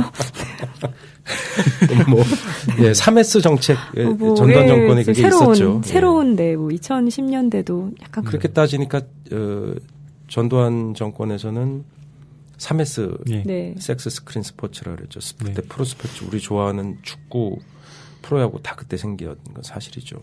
그때 영화에서 검열을 좀 풀어서 야한 영화가 막 그때 뭐 투문 정션, 나인 하프 이런 것들이 막 쏟아져 나오던 시기이기도 하고. 네. 그러면 70년대는 또 뭘로 사람들을 적절히 그것을 맞추시켰냐면 밀가루예요. 제 생각에 밀가루. 진짜 공감해요. 그래서 밀가루를 물론 그때 우리가 충분히 포만하게 먹을 수 없어서 쌀로는 밀가루를 미국 잉여농산물로 시작된 밀가루 먹어서 분식 세대. 네. 분식의 기억도 우리 세대 분식의 추억, 음식의 추억은 거의 분식이에요. 맞아요. 밀가루는 학교 앞 원래 분식집. 한반도에서는 농사가 잘 안 돼요. 네. 그래서 밀가루는 되게 비싼 음식이었는데 그것이 저렴하게 대중화됐던 폭발적인 시대가 있었던 거죠. 네. 그래서 밀가루로 사람을 정권에서 적절히 통제한 거죠. 배를 불려줌으로 해서 이를테면 민중 통제가 좀 더 쉽지 않았나 그런 생각이 듭니다. 물론 네. 그 당시 정권에서 누구든 그렇게 할 수밖에 없었겠죠. 배고픔을 해결하는 것이 정권 안보 그리고 국가 안보에서 중요한 시기이기도 했으니까요. 네. 네. 이따 뒤에 얘기할 식탁 위의 한국사에도 네. 네, 그런 장면 예, 등장하더라고요. 네. 그 먹는다는 측면이나 그다음에 아까 뭐 문화적인 정책도 얘기하셨지만 그것이 이른바 문화정치라는 측면으로 또 독해될 수 있는 방식이기도 하거든요. 그러니까 70년대에 밀가루 공급책 그리고 80년대에 프로야구나 프로 뭐 축구 같은 것이 만들어지면서 그것과 동시에 또 치킨 같은 것들이 나타나면서 음식과 정치가 맺고 있는 그런 묘한 어떤 지점들이 자꾸 제가 음식의 중요성을 말씀드리는데 단순히 이 먹는다는 행위를 너무 쉽게 볼 수가 없구나. 저는 그러니까 작가님의 말씀을 들으면서도 그렇고 이 책을 읽으면서도 가장 인간의 원초적인 감각에 집중할 때 우리를 둘러싸고 있는 환경이 또 제대로 보이는 것이 아닌가라는 생각도 들었고요.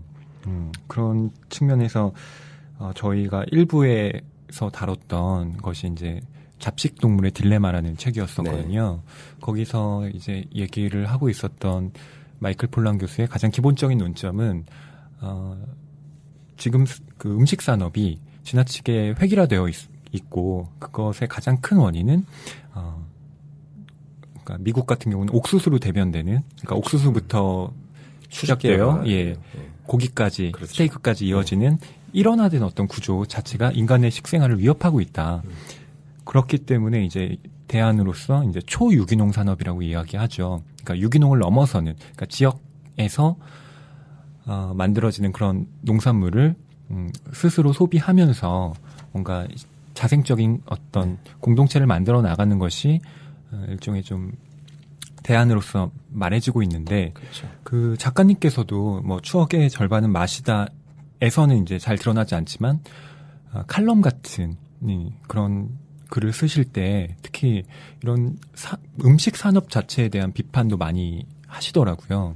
또 그렇죠. 예, 그런 시각에 대해서 좀 듣고 싶은데 그렇게 그런 것들을 비판적으로 보지 않으면 예. 계속 우리는 그런 삶을 계속 살 수밖에 없거든요. 근데 그것이 전체 산업 그 인류가 살아가는 지구 환경 이 당대에 있어서 바라봐야 될 시각이 되게 다양하죠. 그것이 단순히 음식 산업이나 그 네. 경제적 측면으로만 볼 수도 없고 정치적인 측면도 분명히 있을 거고요. 예를 들면 그렇게 수직 계열에 대해서 옥수수를 닭과 소가 먹고 돼지가 먹고 고기를 만들어내면 그걸 또 조리하고 그래서 이렇게 간편화된 음식을 공급해주고 우리가 그렇게 조리하는데 예를 들어 초유기농 농업으로 돌아가자 그렇게 소비 단계로 돌아가자는 것은 음식을 생산하고 만들고 하는 행위 자체에 우리가 다 참여하자는 뜻이거든요.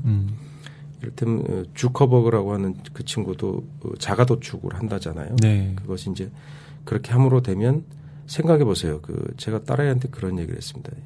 걔가 치킨 그러길래 야, 너 닭 잡아서 먹어봐. 그랬어요. 그걸 어떻게 잡아먹냐. 주커버그 예를 들어주면 설명을 좀 해줬습니다. 네.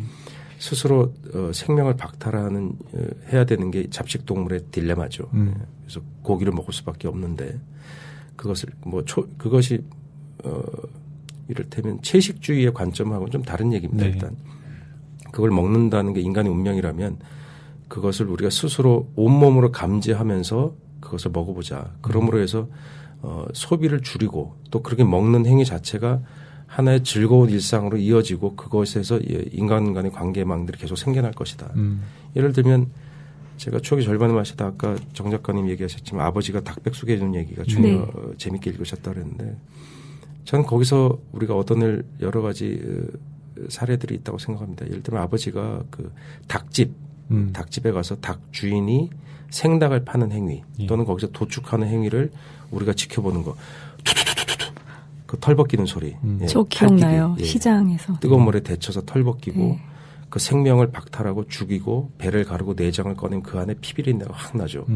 막 똥집, 간 이런 거 꺼내고 내장 발라내고 그걸 포장해서 집에 가져와서 아버지가 또 손질을 또 해야 되잖아요. 기름 정리하고 목 치고 그런 과정에 우리를 다 보고 참여하면서 그것이 얼마나 우리에게 소중한 음식인가. 그다음에 아버지와 계속적인 관계망을 만들어내는 거죠. 아버지는 그걸 해주면서 원시 시대의 그 사냥하는 그런 가부장으로서의 그런 자기 가치를 계속 확인해 왔을 거라고 생각이 들고요.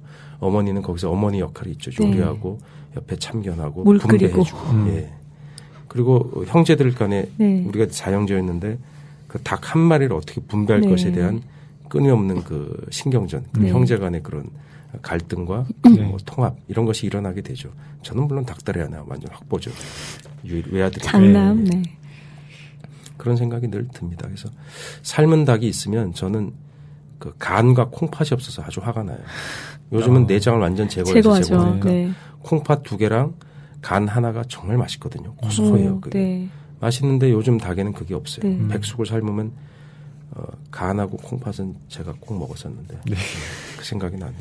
갑자기 또 내장 얘기해 볼까요? 그러면 그 내장을 구워 먹는 문화가 소 내장 이런 거 먹는 게 뭐 한국밖에 없다 이런 이야기들 또 뭐 흔히들 얘기하는데 천만의 말씀이죠.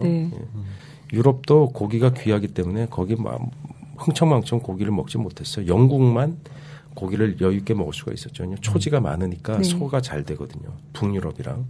근데 중부 유럽 우리가 생각하는 유럽 문명이라고 하는 프랑스, 이탈리아, 독일, 뭐 스페인 이쪽은 소 기르기가 쉽지가 않습니다. 초지가 많지도 않고 그래서 고기를 먹는 게 알뜰하게 먹었고 내장까지 다 먹어요. 제가 깜짝 놀란 게 족발, 내장탕 다 있어요. 내장볶음. 온갖 요리 다 먹어요. 우리는 지금 오히려 안 먹는 그래서 소시지의 재료가 되거나 또는 동물 사료로 쓰는 무슨 췌장, 그다음에 신장, 오줌보 이런 것들은 다 먹어요. 췌장 구이 같은 거 하면 지린내 나거든요. 그 지린내를 없애는 조리 기술이 굉장히 뛰어나요. 그거 구워서 먹고 이렇게 꼬치에 꿰갖고 조리하고 고급 식당에서도 씁니다. 그걸 보면서 야, 이 사람들이야말로 진정한 식도락을 아는 진정한 그 부처구나. 고기를 해체하는 그런 능력이 있고 그런 데 대해서 사회적으로 그런 맛을 다 좋아해줘요. 애들이 막 내장볶음 먹고. 근데 우리는 시칠리 가면 내장 햄버거도 있습니다. 내장을 송아지 간, 췌장, 이자 막 그런 거 창자 이런 걸 푹 삶아가지고요. 레몬즙 뿌려가지고 빵에 끼워 먹어요. 그런 거 보면서 이 사람들이 진짜 제대로 먹을 줄 아네. 네. 그러니까 유럽이 미식의 본고장이라는 말은 결코 틀린 말이 아니죠. 그럼 작가님은 소를 하나 잡아서 그걸 다 먹는 게 제대로 먹는 거라고 생각하시나요? 예, 이왕 잡았으면요. 네. 인간이 최대한 소비할 수 있으면 해야 돼요. 그래야 또 덜 잡죠. 네. 덜 죽이잖아요. 네. 한창훈 선생님이 저기 밑에서 낚시하시잖아요. 네. 스스로 생계형 낚시꾼이라고 하시는데 낚시를 막 해서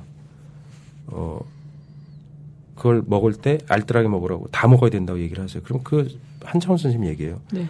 다 먹어야 덜 잡지. 굉장히 중요한 얘기라고 생각합니다. 그러네요. 생태적으로 중요한 말씀이죠. 그러니까 낚시는 레크레이션이 스스로 아니라고 말씀하신 거에 실증적인 예죠. 네. 저는 그 칼럼을 되게 재밌게 봤는데요. 농축된 석유를 먹는 사람들이라는 칼럼에서 네. 과도한 유통 과정을 거쳐서 이제 수입된 그런 재료로 그렇죠. 요리하거나 그것만을 이제 고급 음식이라고 치는 사람들에 대한 비판을 하셨는데 저는 그 작가님께서 이러한 글을 쓰시게 된 배경에는 이탈리아에서 요리를 가르쳐 주셨던 바로 그 주세페 바로네 선생님이 네. 강조하셨던 가장 가까운 곳에서 나는 재료를 가지고 가장 전통적인 조리법으로 가장 사랑하는 사람에게 줄 요리를 만든다. 네. 이 가르침을 이제 가슴에 새기고 계시다고 하셨는데 여기서 나온 어떤 그런 문제의식이라는 생각도 들었는데요. 작가님께서는 그러니까 우리가 맺고 있는 이 환경에서 나는 음식으로 무엇인가를 이렇게 공유하는 것이 훨씬 더 그러니까 바람직한 것이지 굳이 그렇게 우리하고는 관계없는 머나먼 지역에서 나오는 그런 음식을 가지고 뭔가 소비하는 것이 그렇게 썩 바람직한 일은 아니다. 이런 생각을 하고 네, 계신 것 같은데. 거기에 동의하시는 분들이 꽤 많이 있고요. 근데 저는 이제 미각 음식의 쾌락을 제공하고 먹고 사는 사람이잖아요. 요리사라는 게. 근데 그런 측면에서 보면 참 괴로운 일이 많아요. 그러니까 미각이라는 것은 지금 산업사회에서 일정 부분 정리가 돼 있거든요. 어떤 것이 제일 맛있다라는 것이 정돈이 돼 있고 그것이 표준적인 방법으로 제공되는데 그런 것은 시스템에서 되게 발생하거든요. 그러니까 제가 직접 농사 지은 걸 얻어서 이렇게 조력 이러면은 그 시스템에 충족을 못 시켜요. 그 시스템이란 무엇이냐면 한 달에 500만 원의 월세를 내야 되고 1,200만 원의 임금을 지불해야 되고 세금을 내야 되고 물세, 전기세, 그다음에 소득세를 내야 되는 이 시스템 아래서는 거의 어렵다는 거죠. 뒤집어 얘기를 하면 제가 그러면 어떻게 됩니까? 무주 같은 데 가서 산나물 캔 할머니 갖고 하고 거기 월세가 아니고 연세 20만 원이래요. 거기서 집 하나 얻으면요. 거기서 그 무주에 오는 사람들에게 간헐적으로 음식을 제공하고 살면 의미가 있죠. 그러나 도시 생활에서는 그것이 불가능한 거죠. 사람들은 도시에 몰려 있고 교육과 주거나 다 도시에서 해야 되는데 네. 그런 삶을 다른 시각으로 프레임으로 정리를 하지 않으면 우리는 그렇게 살 수밖에 없는 거죠. 그래서 농축된 석유를 먹는다는 그런 발상도 제가 고민해 보니까 그렇게 떠오르더라고요. 수직 계열화가 옥수수가 고기로 변하고 모든 음식의 재료가 된. 이를테면 우리가 먹는 과자에는 옥수수 가루가 들어가지는 않더라도 옥수수로 만들어낸 과당이 다 들어가서 조리하잖아요. 아이스크림도 옥수수로 만드는 겁니다. 쉽게 얘기하면. 마이클 폴란 책을 보면 아시게 되겠죠. 근데 마찬가지로 석유가 거기 동반되거든요. 옥수수는 석유 없이 기를 수가 없죠. 석유로 비료도 만들어야 되고요. 석유로 방제도 해야 되고 그다음에 농경 자체가 인건비를 최소화하는 석유로 다 하게 돼 있죠. 물을 뽑아 올리는 것 동력도 다 석유고 그것을 이송하는 것도 석유고 제품하는 데는 다 석유로 만든다. 그러니까 포장해야죠. 생산해야죠. 차로 날라야죠. 완전히 그다음에 냉장해야 되죠. 이것이 전부 석유로 발생하지 않습니까? 에너지로 발생하는 거죠. 그러니까 우리는 석유와 옥수수에 완전히 예속돼 있다고 하나 덧붙이면 밀가루죠. 그런 삶을 우리가 현재 살고 있죠. 그래서 남은 잉여 시간을 우리가 다른 데 쓰고자 하는 게 인간의 욕망이죠. 안 그러면 우리가 식량을 취득하고 거기에 요리를 하고 나누고 이런데 이 원시인들은 자기 삶의 99%를 썼을 거예요. 나머지 1%가 오락이고 번식이었겠죠. 우리는 그렇게 쓰고 싶지 않은 거죠. 어떻게 보면. 네. 우리는 다른 즐거움을 얻고자 해요. 텔레비를 보고 싶어하고 책을 보고 싶어하고 연애도 길게 하고 싶어하고 다른 쾌락을 얻고 싶어하죠. 다르게 살고 싶어합니다. 근데 그렇게 얻는 쾌락 같은 게 우리가 음식을 만들고 나누고 이렇게 해서 그것이 꼭 고통의 측면으로만 보겠느냐. 그렇게 해서 친구와 가족이 참여하고 만들고 나누고 그것이 고단한 노동이고 힘들긴 하지만 그것이 완전히 배제된 것이 그러면 즐거움이냐. 우리가 TV 보고 낄낄거리는 것은 우리 행복이냐. 그런 것도 아닌 것 같아요. 그러니까 그 중간 형태의 삶을 유지할 수 없을까? 근데 영원히 오지 않을 것입니다. 그건 이를테면 지구 문명이 과도한 석유 사용과 환경 파괴로 무너지면 다시 그 세계로 돌아가겠죠. 원시적 공동체에 가까운 사회로 돌아갈지 모르지만 지금은 이제 다시 돌아갈 수 없는 사회가 된 거죠. 그래서 지난 세계를 우리가 그리워하고 아버지의 백숙을 다시 먹고 싶어 하는 거죠. 이제는 글렀죠. 갑자기 무릎에 힘이 풀려요. 그럼 제가 닭 잡아드릴까요? 네. 저 일단, 되게 자주, 옮기세요. 예, 제가 잘 옮깁니다. 네. 사장님하고 사이가 안 좋아지면 여기 계신가 하면 또 저기 계시고 저기 계신가 하면 또 새로, 형님 새로 오픈하셨다. 네. 가야 된다. 이런 얘기가 들려오는데요. 이제 6월 말. 지금 이 방송이, 이 팟캐스트가 6월 10일경에 업로드 되는 걸로 알고 있습니다. 근데 이제 곧, 6월 안에 새로운 형태의 음식점을 개업하신다고 들었어요. 네. 예, 술집이에요. 네, 기대해야 되는데요. 저녁에 문을 여는 술집으로 하는데요. 네. 모 출판사의 사옥 지하에 네. 출판사 이름을 밝히셔도. 네, 문학가지성사. 네, 한국의 대표적인 정말 문학 출판사인. 빨간띠. 예, 네, 빨간띠. 네, 문지와 손을 잡으시고. 네. 문학가지성사 사옥 그 지하에. 새로 지은 사옥. 예. 네.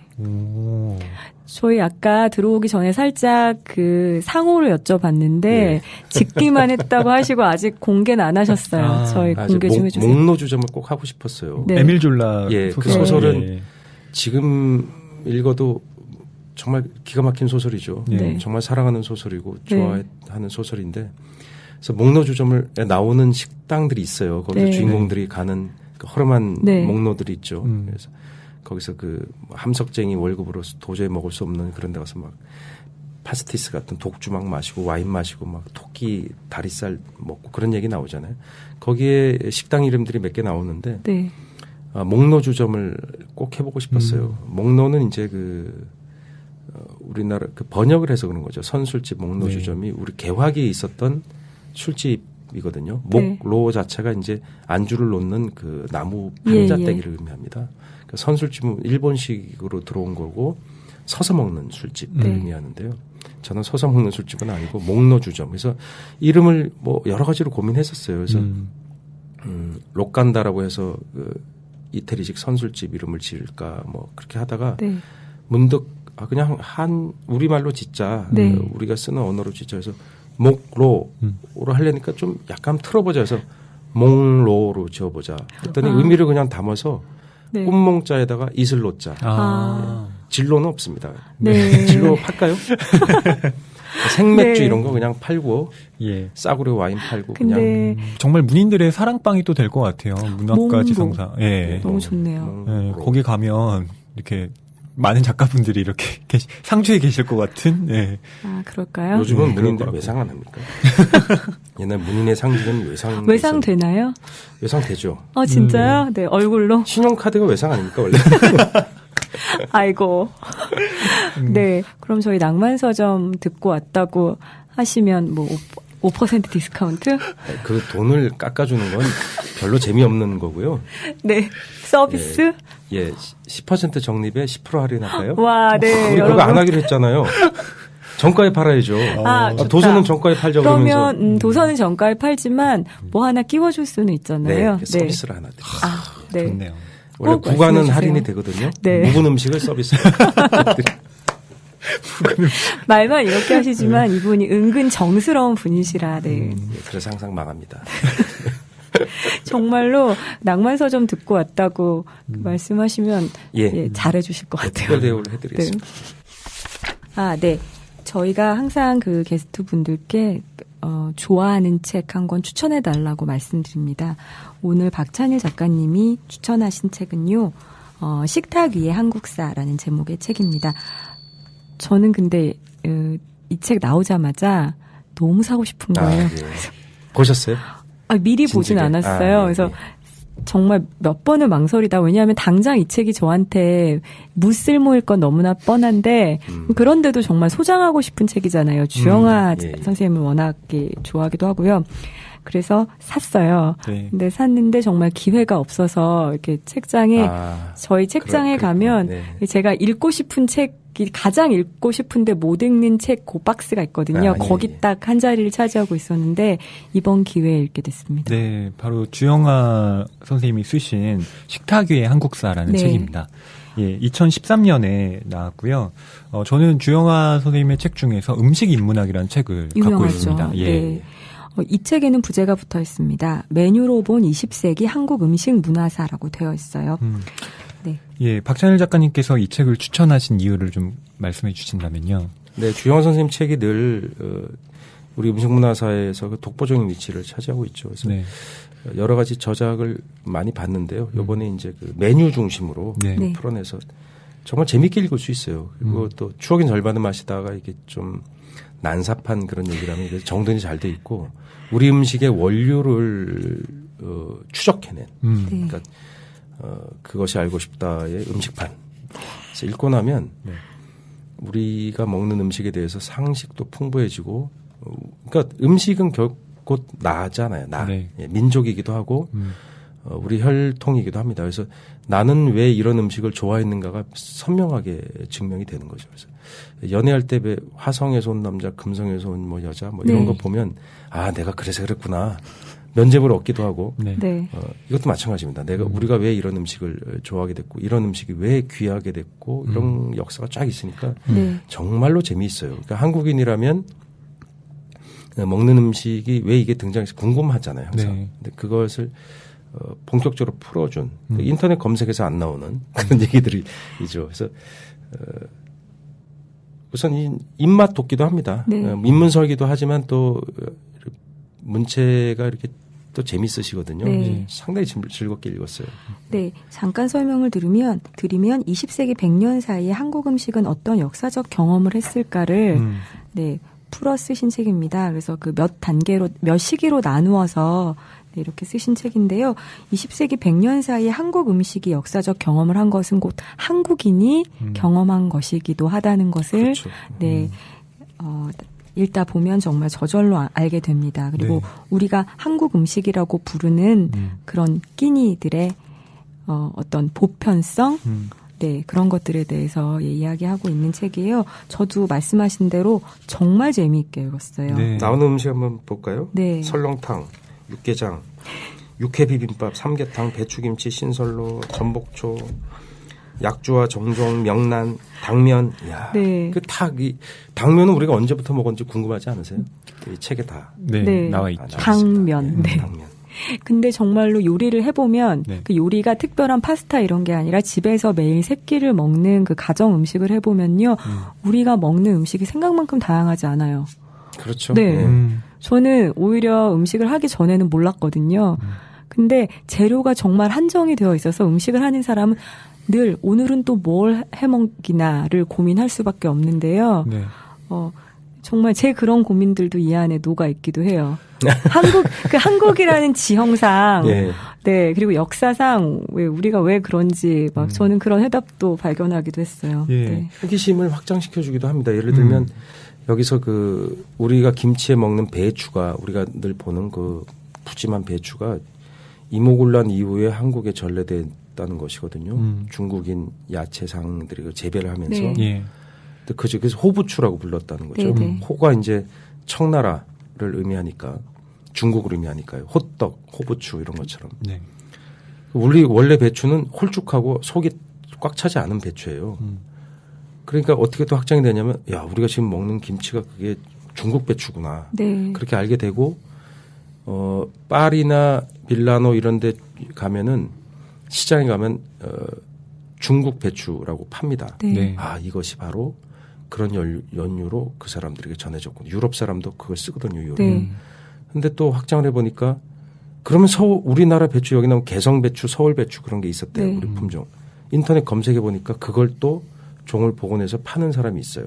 그 씨앗을 팔아요. 그래서 그런 우리 조선 배추를 구해서 김치를 담가보고 싶더라고요. 그래서 조만간 네. 그 김장철이 되면 꼭 그거를 한 10포기쯤 해보고 싶어요. 맛이 어떨까. 진짜 궁금해요. 궁금하네요. 그래서 네. 이 그런 쪽에 밝은 황교익 선생이라고 네네. 주영 선생님처럼 아유. 그런 거 쓰시는 분인데 그분 글도 좋아요. 말씀을 물어봤어요. 네. 그 선배님 그러면 이게 맛이 어쩔까요? 그랬더니 맛없지 뭐 이러시죠.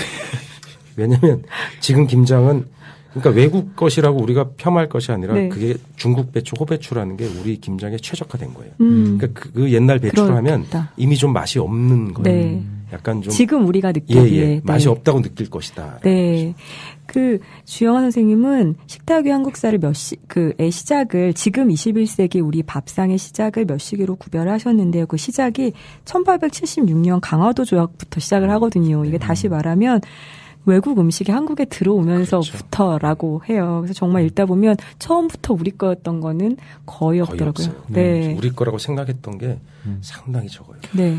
그 에릭 홉스붐이라는 역사학자가 만들어진 전통이라는 얘기를 했거든요. 네. 그러니까 전통이라는 것이 정말 뭐 마치 그 민족의 기원부터 전해 내려온 것처럼 우리가 인식하지만 실제로는 아주 근세기에 그렇죠. 소수에 의해서 만들어진 것이고 그것을 우리가 이제 착각해서 마치 보편적인 것으로 그렇군요. 인식한다라고 네. 했는데, 그러니까 저는 이 책을 읽으면서 전통이라는 어떤 개념에 대해서도 다시 한번 좀 네. 그래서 우리가 우리 것이라는 가끔은 근거 없는 그 자긍심에 대해서 한방 맞는 느낌도 들었고요.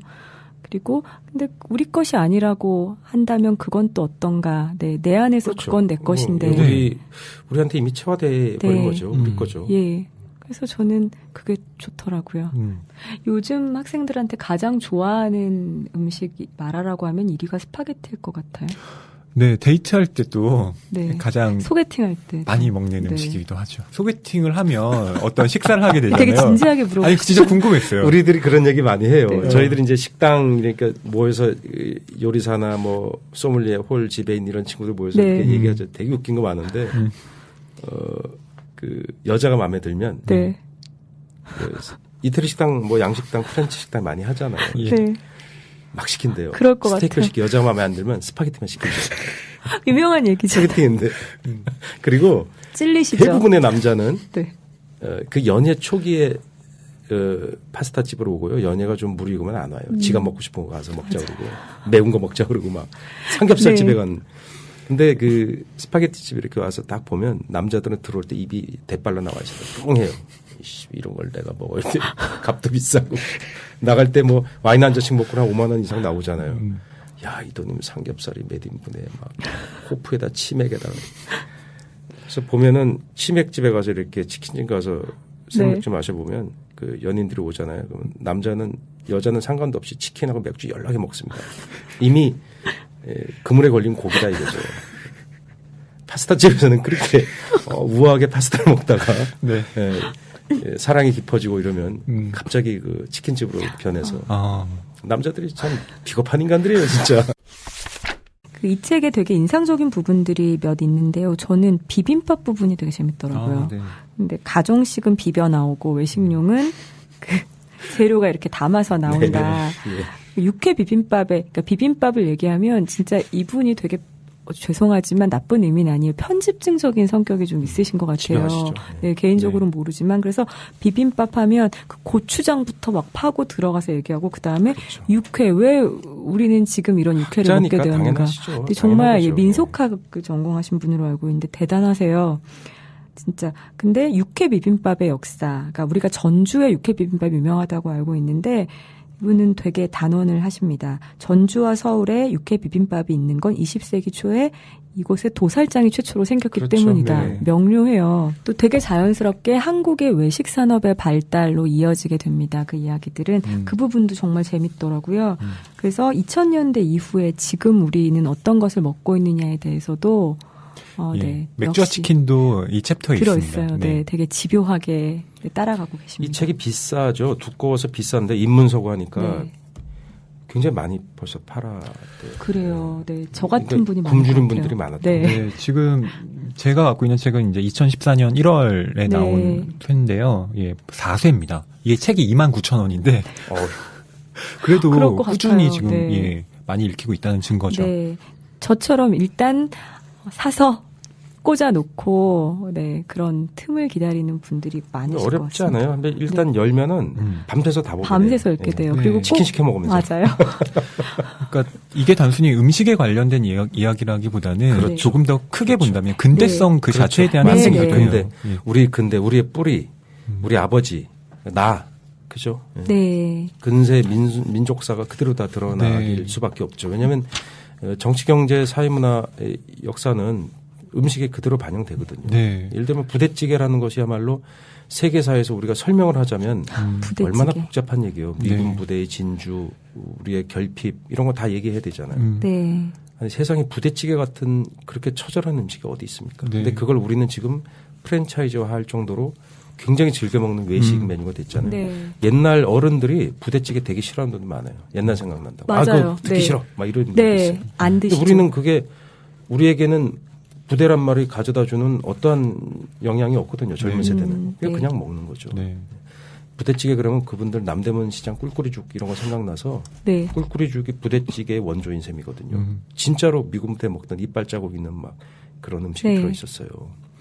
그러니까 부대찌개가 갖고 있는 상징성 그걸 또 다른 측면에서 보면은 미군의 진주라는 또 독특한 시각으로 또 우리 바라볼 수 있잖아요. 네. 민족주의적 시각으로 보면 굉장히 불편한 음식일 수밖에 없고 예. 그러니까 이 음식이라는 것이 얼마나 그 정치 경제적인 그 배후를 같이 갖고 네. 있는가 그걸 알 수 있습니다.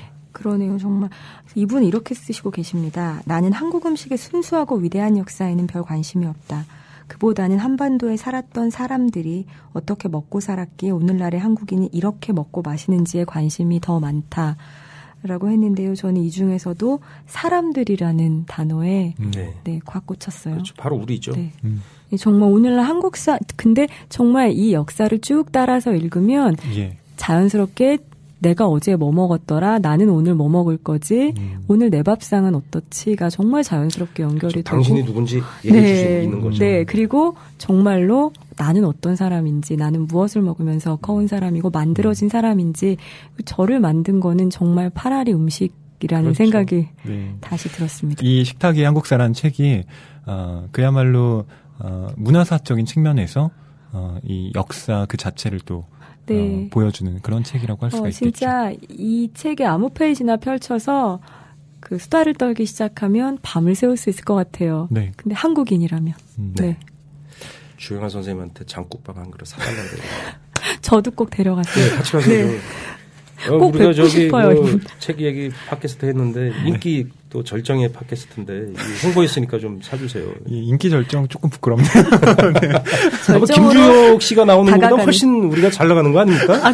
네. 오늘 박찬일 작가님 모시고 저희가 무엇을 먹는가에 대한 이야기를 나눠봤는데요. 저는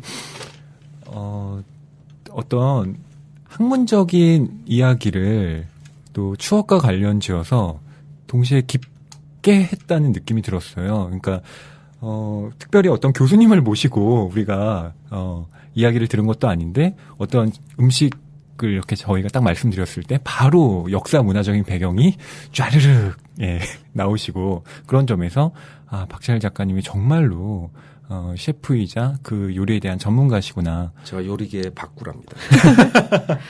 네, 그런 생각이 들었고요. 아마 들으시는 청취자분들께서도 충분히 유익한 시간이었으리라 생각합니다. 네, 저는 무엇을 먹는가에서 시작을 했는데요.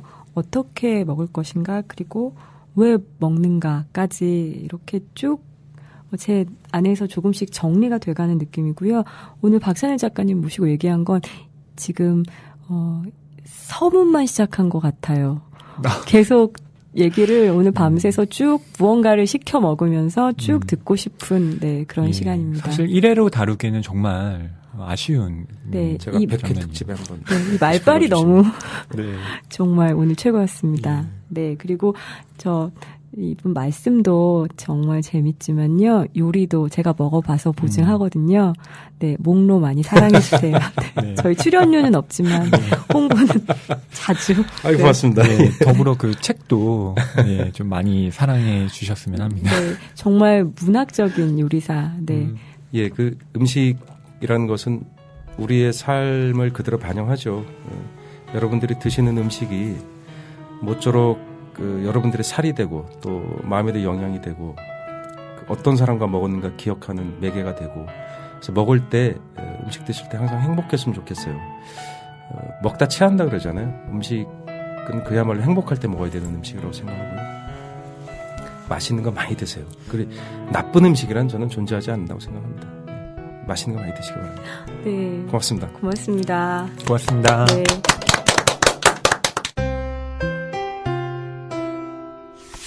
예, 저희 8회 두 번째 틀에 여기서 마치겠습니다. 8회는 우리는 무엇을 먹는가라는 주제로 이야기를 나눴는데요. 허위평론가님, 이번 주 주제에 대해서 유독 하실 말씀이 많을 것 같아요. 어떠셨어요? 예, 우선 걱정이 좀 앞서는데요. 첫 번째는 네. 제가 아침마다 양상추 샐러드에 홍초를 뿌려 먹는 남자가 아니라는 것을 결코 그런 좀 뭐랄까 럭셔리 여유 도시남? 있는 예, 그런 삶을 살고 있지 않다는 점을 예, 좀 주지시키고 싶고요. 왜요? 저는 자기를 아주 사랑하는 그런 아유, 작가님. 그런 사람 좋던데요. 네. 아무튼 그리고 박찬일 작가님과 말씀을 나누면서 음식이라는 것을 통해서 정말 깊이 있는 이야기를 또 역사, 문화, 또 철학까지 아우를 수 있는 인문학적인 성찰을 동시에 할 수 있는 그런 부분이라는 것을 알게 되면서 앞으로 음식 먹을 때 우리 이 음식에는 어떤 의미가 있을까 그래도 한 번쯤은 생각하고 먹는 예, 그런 습관을 좀 키워보고 싶다는 생각이 들었습니다. 예, 저도 윤리적인 섭식이라는 것에 대해서 정말 생각을 안 하고 무심하게 살다가 이번 기회에 저에 대해서 다시 돌아볼 수 있는 그런 시간이었던 것 같아요. 네, 정유현 작가님께서 특히 육식을 좋아하시는데 네, 저 육식녀거든요. 네. 네. 전 풀 먹고요. 네, 초식남과 육식녀의 예, 방송입니다. 청취자 여러분께서도 내가 지금 무엇을 먹고 또 무엇을 먹을 것인가를 한번 생각해 보시면서 이 방송을 들으신다면 좀 의미가 있지 않을까 싶습니다. 네, 여러분 일주일 동안 맛있는 식사 하시고요. 또 우리 저희 다음 주 화요일 날 찾아뵙겠습니다. 그동안 안녕히 계세요.